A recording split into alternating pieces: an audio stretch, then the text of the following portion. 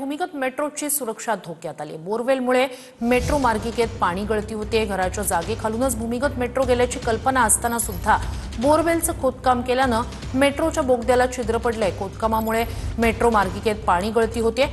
खडक पोलिसांनी घरमालक आणि ठेकेदाराविरोधात गुन्हा दाखल केलाय।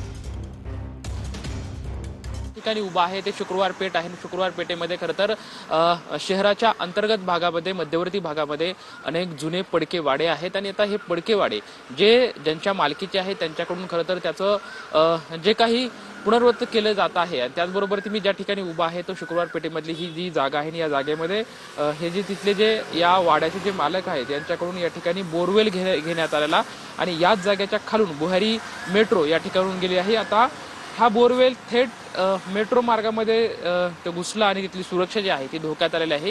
ही बाब जेव्हा मेट्रो प्रशासनाच्या लक्षात आली त्यावेळेस त्यांनी खडक पोलीस स्टेशनमध्ये खरं तर धनंजय मोठे नावाच्या व्यक्तीच्या विरोधात गुन्हा जे आहे ते नोंद केलेला आहे। बोरवेल थेट बुहारी मार्ग जो आहे मेट्रोचा त्या ठिकाणी हा बोरवेल थेट बुहारी मार्गामध्ये घेण्यात आला, त्यामुळे मेट्रोची सुरक्षा जी आहे ती धोक्यात आलेली आहे। कॅमेरामॅन अभिजित पिसे सोबत लक्ष्मण जाधव, TVN मराठी, पुणे।